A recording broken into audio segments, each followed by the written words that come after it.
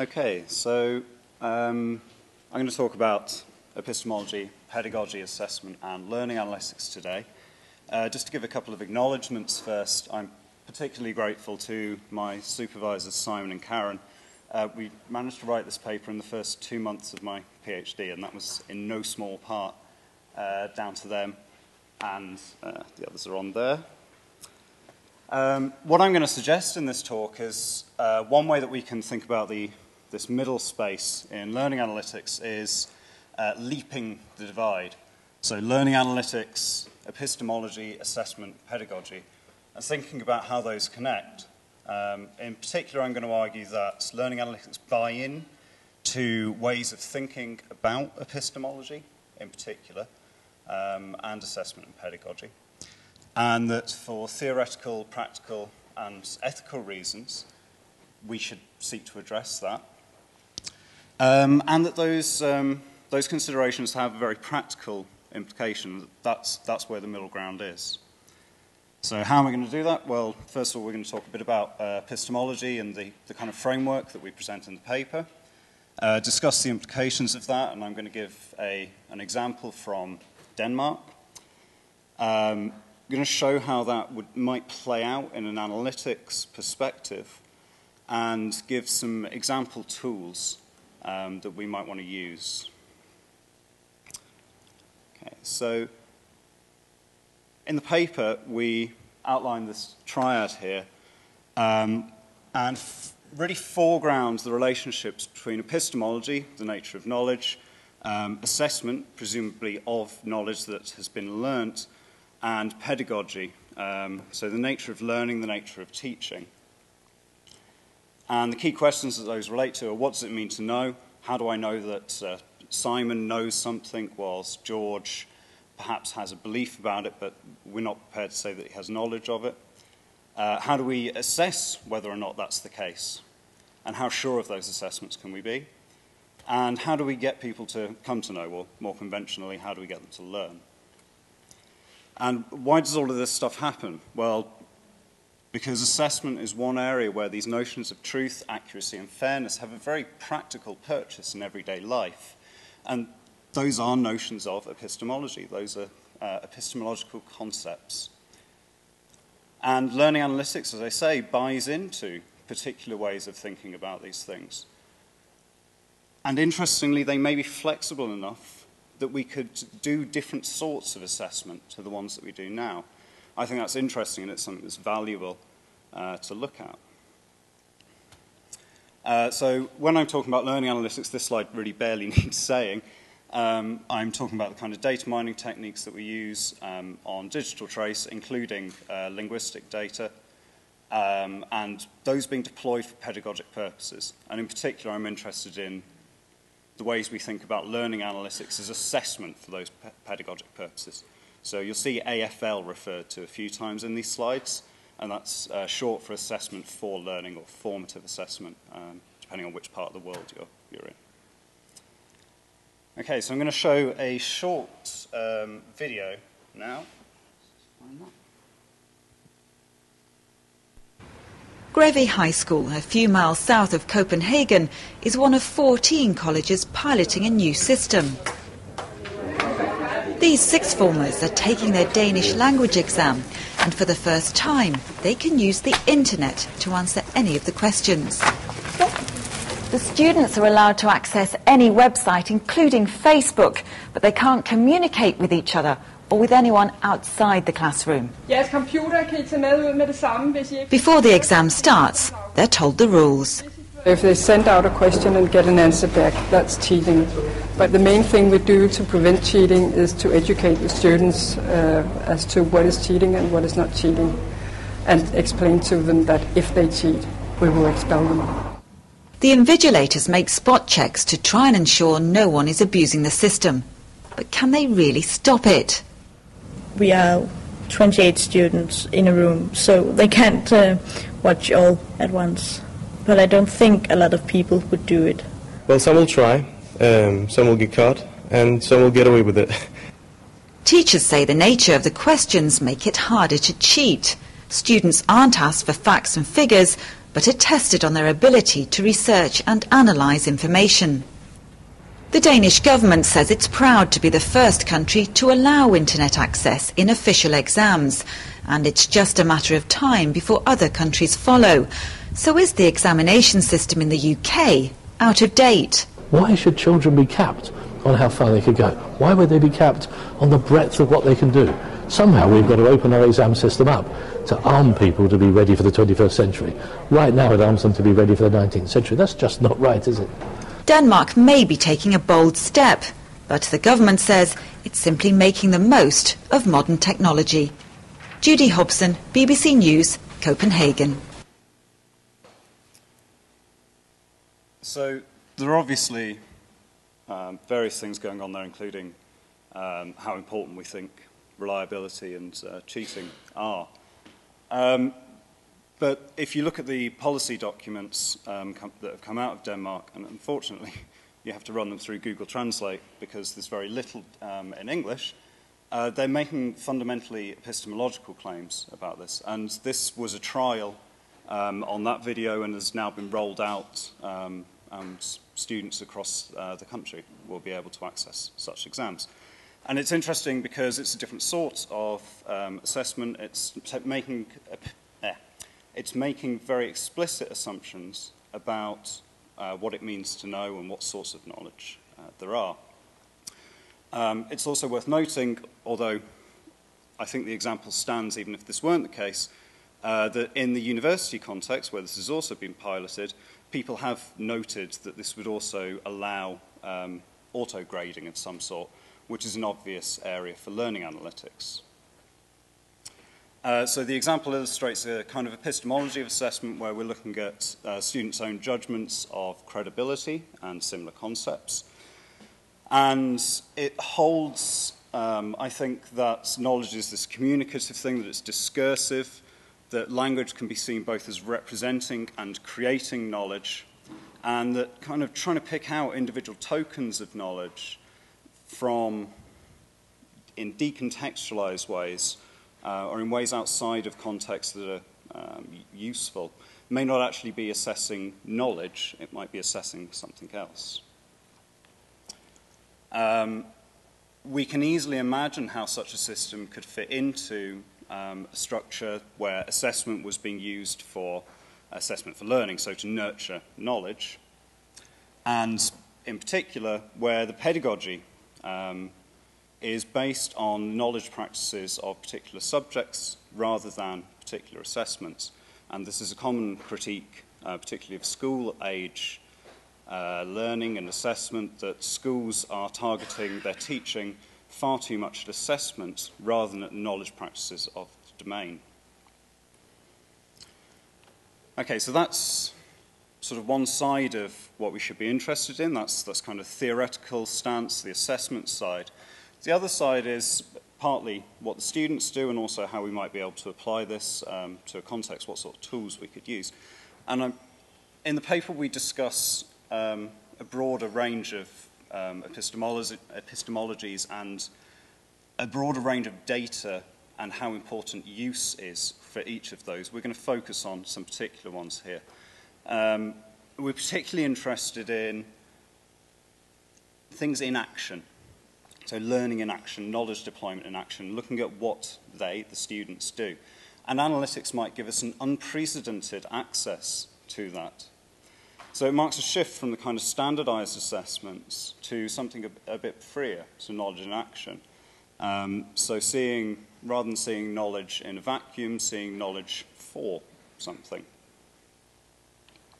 One thing that I'm particularly interested in, and this is what my own work is on, which is why the example is based around it, is the lens of epistemic beliefs or behaviours, and I've crossed out beliefs there. I'll explain why in a second.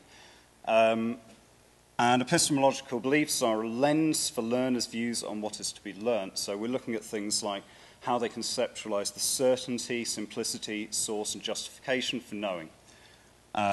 The particular context that I will be exploring that in is in search use, so information-seeking behaviours, particularly in collaborative contexts. And I want to highlight that I'm not suggesting that by probing particular behaviours we can unveil beliefs.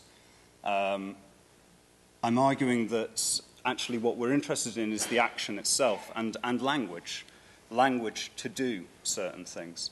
So psychometrics, I think can be extremely useful, but in this context, I think the standardization is a problem, and psychometrics share some of the same problems as standardized assessments.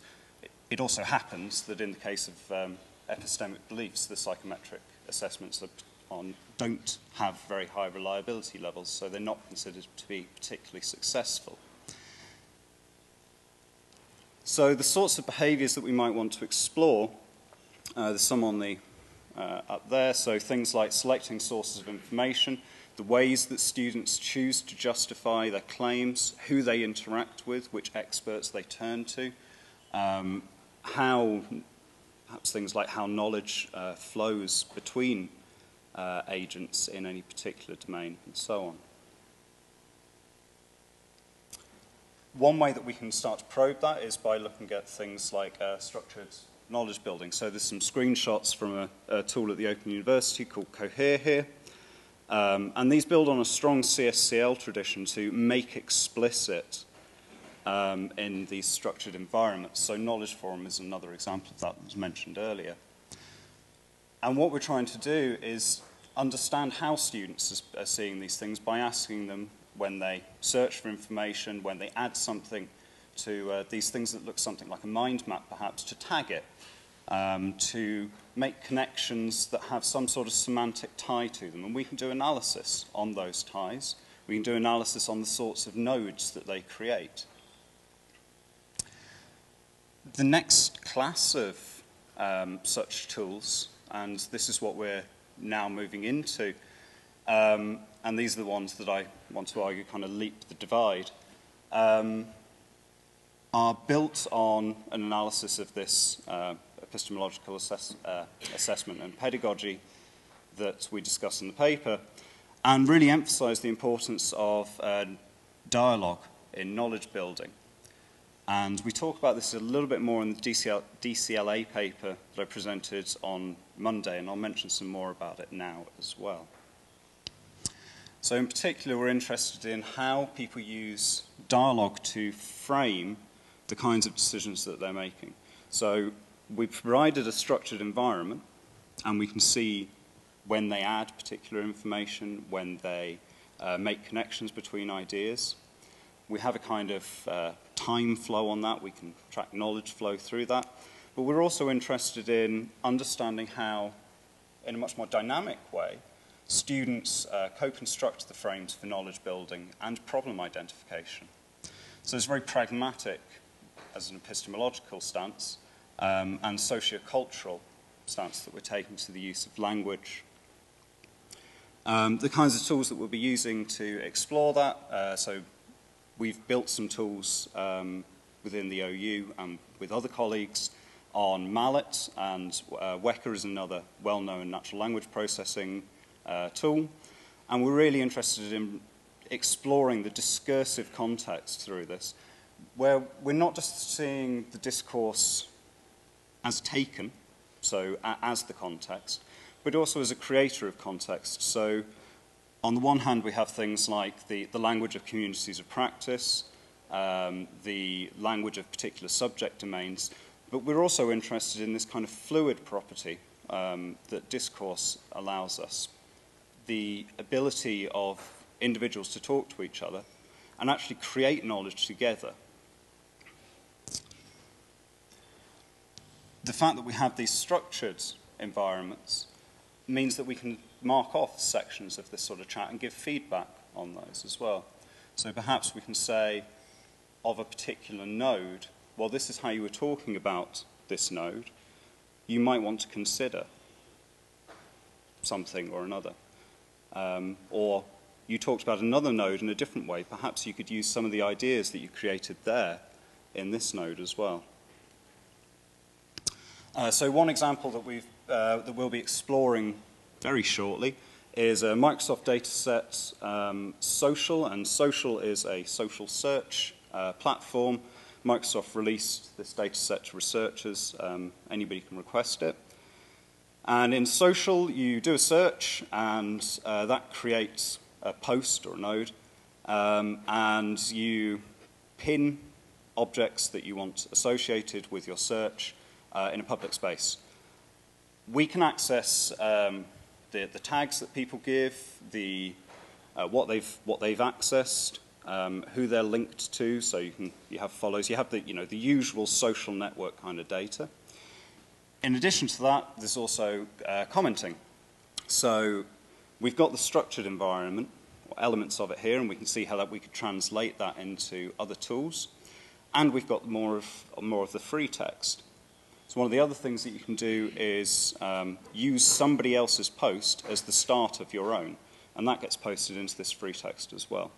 So now we can start to explore, well, how are people talking about these particular problems as they come up? It's not allowing us to see how they're framed prior to the search, which is what I'd like us to be able to move forward to do. But it does allow us to see how it's being explored afterwards. And in this example, I think it was two brothers debating whether or not aliens built the pyramids and similar issues. And our intention is to explore this data set and use the notions of exploratory talk. Some people also talk about accountable talk, and Rebecca will be talking about exploratory talk next. To see how people are, again, building knowledge together. That's our particular interest. How they're engaging in a social mode of thinking, or interthinking, which is what Karen Littleton and Neil Mercer in particular have termed it. And that kind of knowledge building, that kind of talk, has particularly epistemic implications, because it's about listening to each other, taking account of what people are saying. It doesn't preclude disagreement, obviously, but where there are disagreements, those should be accountable. So the kinds of analytics that we're proposing, that we will explore, allow people to construct and solve problems, and allow us to explore how they're interthinking to do so. We'll be able to explore in our particular example how the information needs are co-constructed and how students are solving those. And again, we have both the structured environment and this more free text approach to explore that. And how people use each other, how they interthink to do that.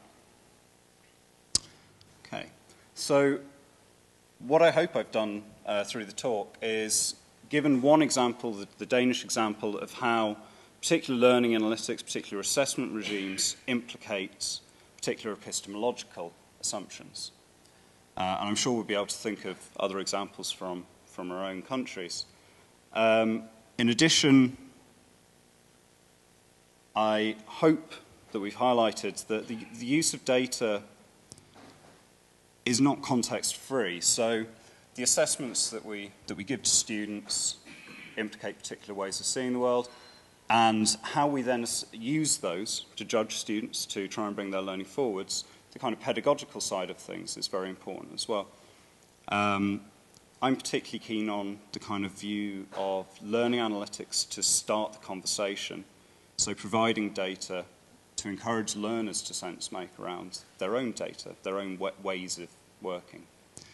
And what we've tried to do as well is highlight some design implications of exploring that epistemological assessment and pedagogy triangle, and the implications of those for foregrounding particular types of activity and particular data. Thank you.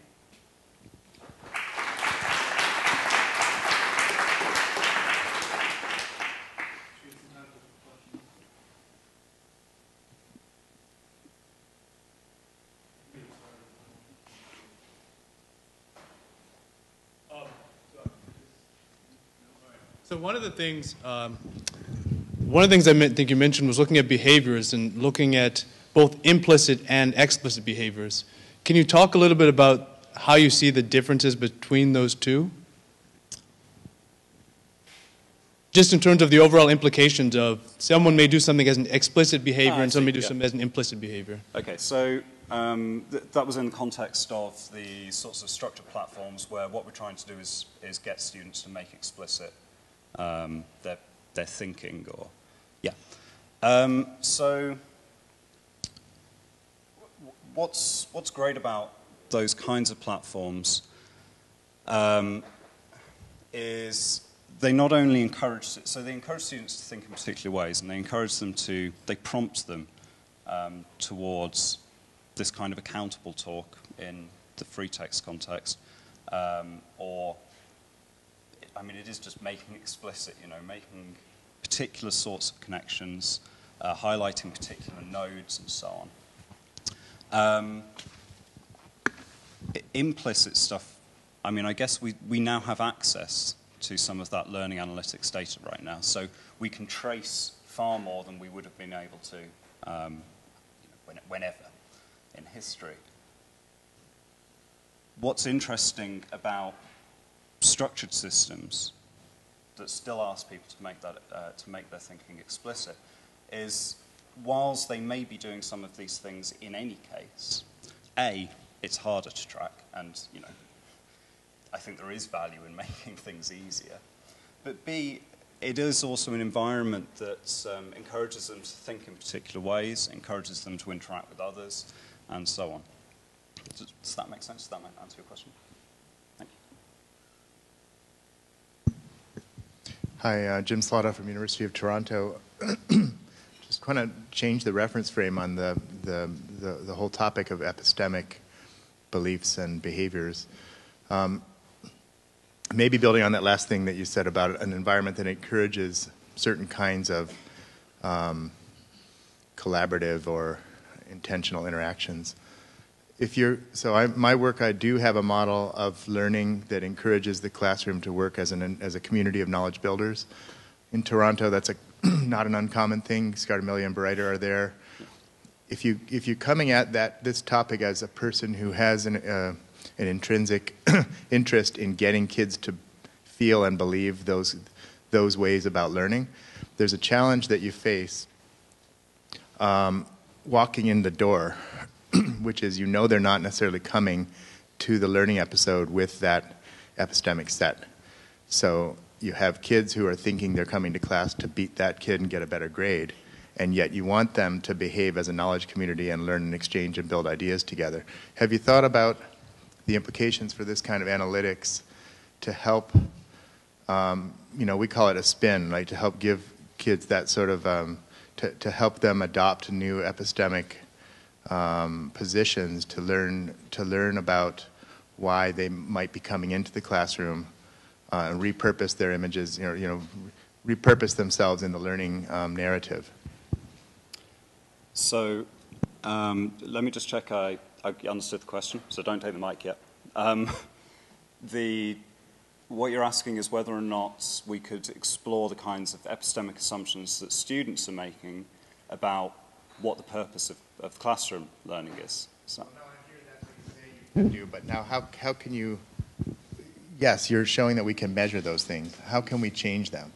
So to turn that into a more active application, is there some knowledge feed that you can give them that shows them that they're still not, so we don't even want to start our treatments until they're thinking the right way about learning as a community, or else we know the medicine's not going to take. We're going to get a bunch of people who are misfit to the pedagogical design. Yeah. So how can we, so we develop treatments for that to set the epistemology, and we inquire of them what they think science learning is about. Why do you think you're in science class? We ask the teacher the same question. But it seems like interesting that if you have this kind of a measure, that you can measure behaviors and beliefs, you should be able to use that as an input into an epistemic treatment. So it's an epistemic treatment that I'm after here. So I guess the answer to that depends on whether what we're looking for is learning analytics that are kind of radically disruptive, or that are evolutionary. And I mean, I think there are answers for both. So on the former, I think one answer would be, well, that's because the assessment system's wrong, right? The reason that kids come in thinking like that is because that's the way that the whole system's set up, and one of our jobs here is to try and challenge that. I think that has a big legitimacy to it, but I'm well aware that others wouldn't. And I also think it fits in well with the kind of analysis of epistemology, assessment, and pedagogy as that kind of triad for what drives action in education institutions. On the kind of medicine side, so on the, is it evolutionary? One of the things that we've talked about is whether or not we could start to provide prompts for, so you're talking about this, have you thought about this other thing, or previously on a different node or a different post, whatever platform it is, you engaged in this kind of discussion, hey, maybe we could go for that.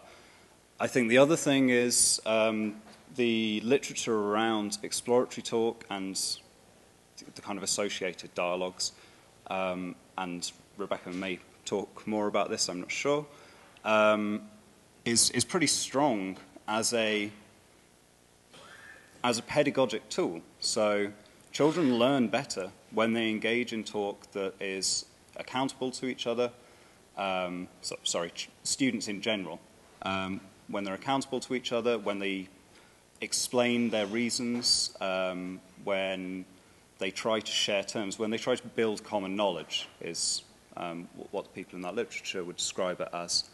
And that's the case now, within the current educational system. So I think any system that can try to support and encourage that more widely would be fantastic. And indeed, one of the things that people are trying to do is encourage more dialogic education in classrooms within the current system.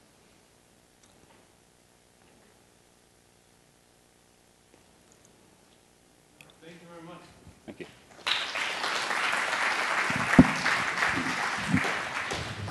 And as Simon mentioned, his colleague Rebecca Ferguson will give the final talk for this session on exploratory talk.